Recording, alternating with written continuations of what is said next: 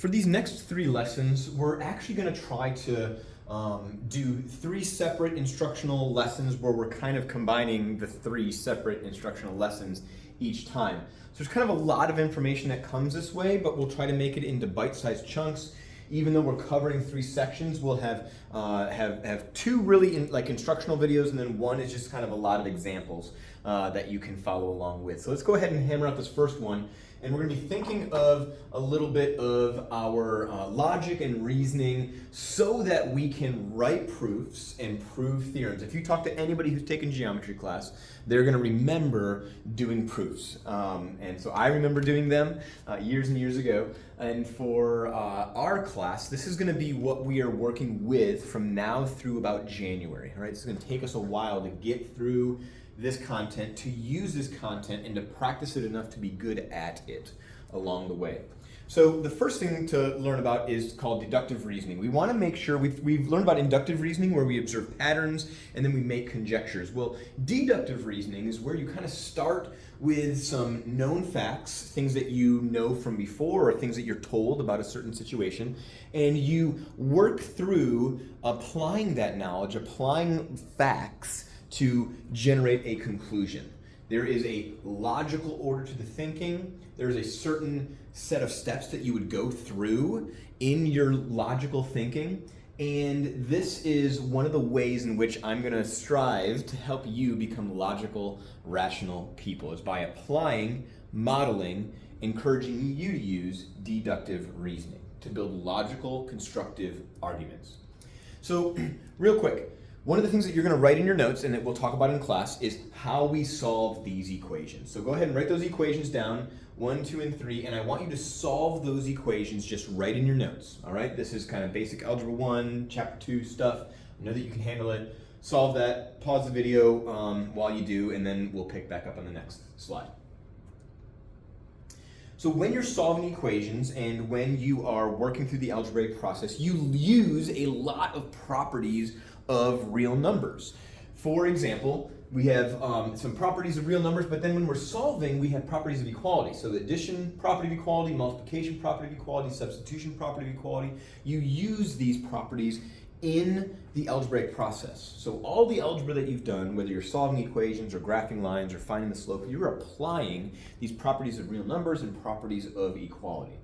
So the addition property of equality states that if 2 things are equal to each other, if you add the same amount on both sides, then this expression will stay equal. Both sides will still be equal to each other. The multiplication property of equality says if you know that 2 things are equal, if you multiply both sides by the same amount, then those things will stay equal to each other. One of the things that you'll notice is I don't have a subtraction property of equality. If we are adding a negative value, it still works. So I don't consider subtraction property of equality to be a separate context or a separate construct. You're still adding a number, it's just that that number happens to be negative. Same with multiplication and division. We're not going to have to know a division property of equality because instead we're going to be multiplying instead of by a number, maybe we're multiplying by a fraction. All right, well that fraction is still a number. Just because it's not an integer or a whole number or whatever doesn't mean that this product is not true. So we're going to couch the division in terms of our multiplication process. All right, substitution property, we use this all the time. If A equals B, then we can put B in place of A. Usually the way that we do that is when we know x equals 7, and then I put 7 as my value into my expression to find the measure of the angle or the length of the segment. But this also works when we're solving systems of equations. If we know that y equals mx plus b, then I can take this mx plus b and I can put it into the other equation to solve my system of equations using substitution. Sometimes your substitution is a whole expression, not just a number. I know that's hard for folks in Algebra 1. It's also hard in geometry, and it's going to be hard in Algebra 2. But by the end of Algebra 2, you should be good with substitution. These other properties are kind of straightforward. The reflexive property of equality says that any number or expression is equal to itself. Symmetric property of equality, if A equals B, then B equals A. Just flipping that equation around. And then our transitive property basically says that if A is equal to B and B is equal to C, then A is equal to C, all right? We'll use this B as kind of an intermediary to say if A goes to B and B goes to C, then that means A goes to C. By default, that's how it has to work. And then this distributive property is actually not a property of equality, it's just a property of multiplication, right? If I'm taking A times B plus C, I multiply B times A, and I multiply C times A. I'm multiplying it by both terms. This also works if this is subtraction, but again, just like the APOE, we have, if I have B minus C in here, I'm still going to multiply A by both terms, the B and the C. All right, so our job is to make sure that we're writing our POEs, our properties of equality. Don't abbreviate these words. You need to know these words. You can abbreviate for addition and multiplication, but for the other ones, I want you to write out those full words so that you can learn that vocabulary.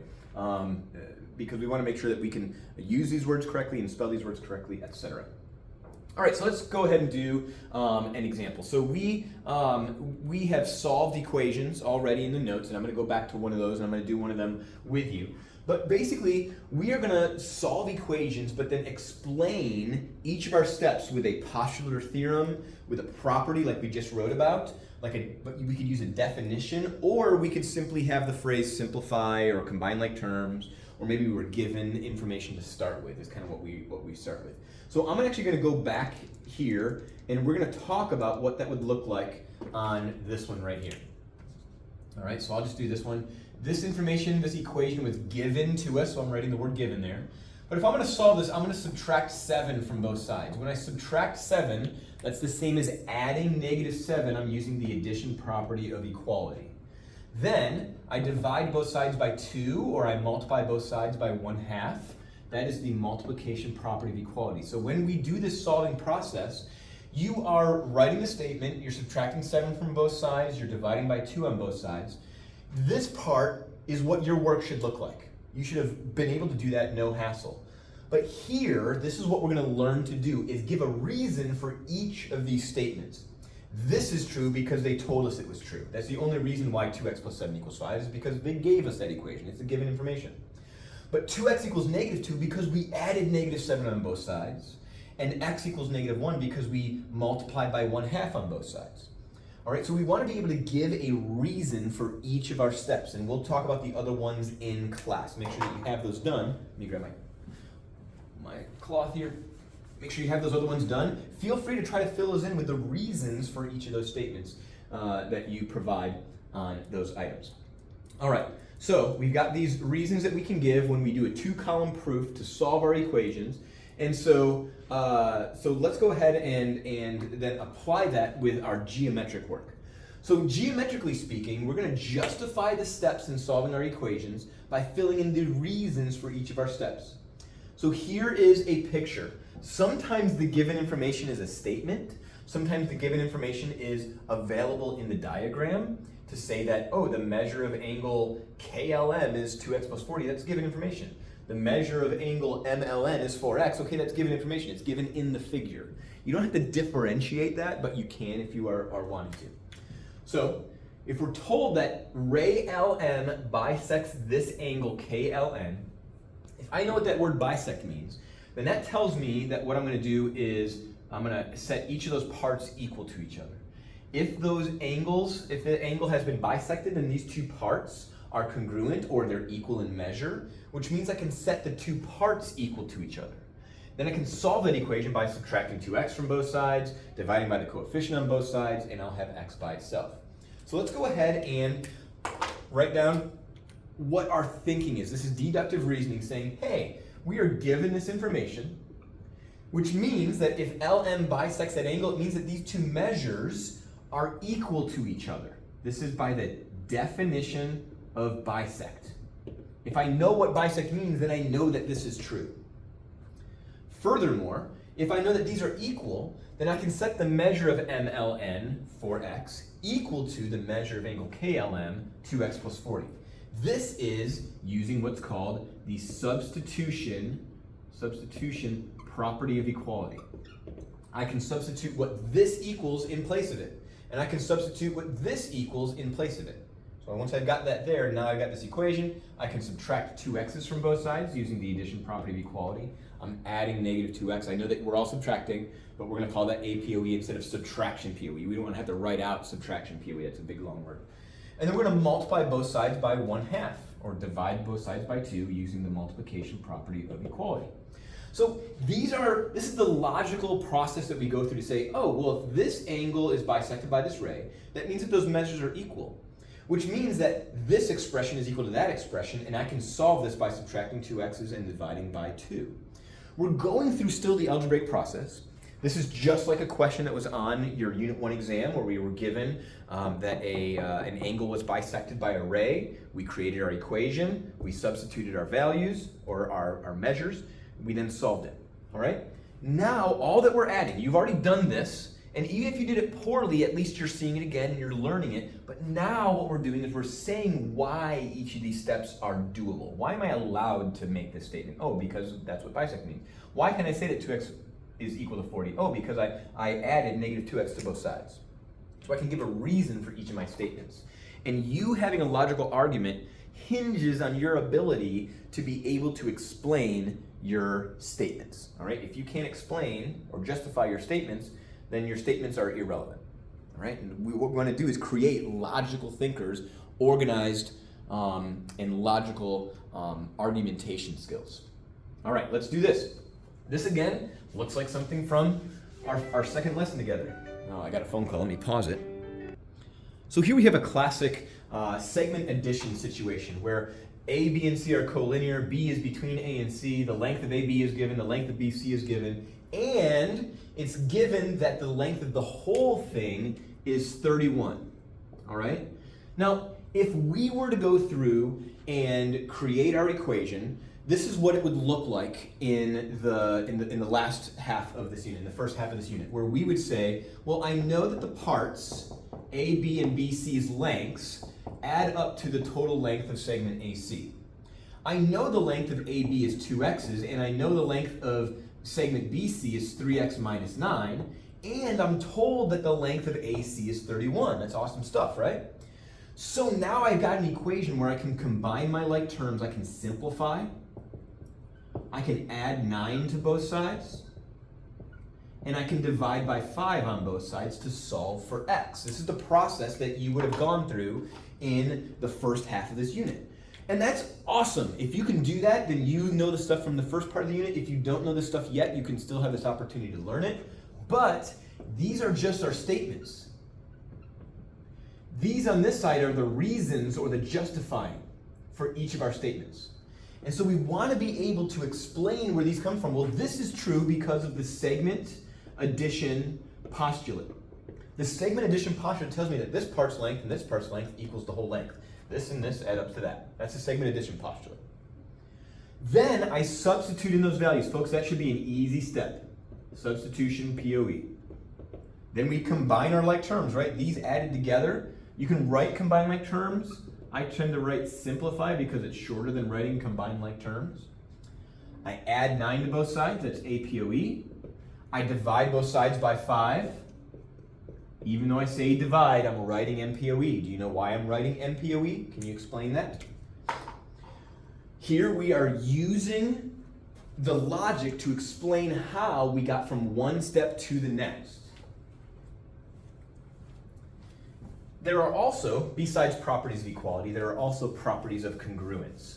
And instead of writing out property of equality, we write POE. Instead of writing out properties of congruence, we're going to write out POC. But we're still going to use the first word so that we can differentiate this from others, okay? So the reflexive property of congruence, I have a statement written for both segments and for angles, all right, for each one of these. Just to, again, remind you of when we use congruent versus when we use equals. We'll use an equal sign when we're talking about the length of the segment or the measure of an angle. We'll use the congruent sign when we're talking about the segments themselves or the angles themselves. So any segment is congruent to itself, any angle is congruent to itself, reflexive POC. The symmetric property of congruence, if segment AB is congruent to segment CD, flip that around, then segment CD is congruent to segment AB. If angle A is congruent to angle B, then angle B is congruent to angle A. That's symmetric POC. You're just switching which side of the equal sign or the congruent side we are on. And just like we had the transitive property of equality, if A equals B and B equals C, then A equals C. This is if AB is congruent to CD and CD is congruent to DE, then AB is congruent to DE. The first is congruent to the last. Now you can have that go 6 times down the line if you wanted to. And the first would be congruent to the last one in the line. If angle A is congruent to angle B and B is congruent to angle C, then angle A is congruent to angle C. If A is congruent to B, and B is congruent to C, and C is congruent to D, and D is congruent to E, then A is congruent to E, and B is congruent to E, right? We can use that transitive property of congruence for when we have even a longer statement given. All right, so those properties of congruence, this can be a little bit tricky. Knowing the properties' names, right, that's going to be required, and it's going to be hard if you're not writing down those names of those properties. You need to know those names of those properties. You need to be able to recite them. Name the property that justifies each statement. Well, you know that you've got POEs and you've got POCs. This is an equal sign, so you know it's a POE. This has an equal sign, so you know it's a POE. This has a congruent sign, so you know it's a POC. Right, so you're almost halfway done, right? If x is y, and y plus 4 is equal to 3x, then that means that x plus 4 is equal to 3x. What we're doing here is I know that x is equal to y, so I'm putting the x in place of the y, so now I have x plus 4 equals 3x. This is substitution. If x plus 4 equals 3x, then 4 equals 2x. What we did is we subtracted an x from both sides, pew, pew, just like you did in Algebra 1. So really we're using the addition property of equality. We're not going to say subtraction. If you want to say subtraction, that's fine. You're going to have to write out the whole word. Spell it well. Angle P is congruent to angle Q is congruent to angle R is congruent to angle S. We just talked about this. Therefore, P is congruent to S. That is our transitive POC. All right? So, write down those examples as a way to kind of guide you in thinking about the names and the applications of these properties. All right, that's going to end part 1 of these notes.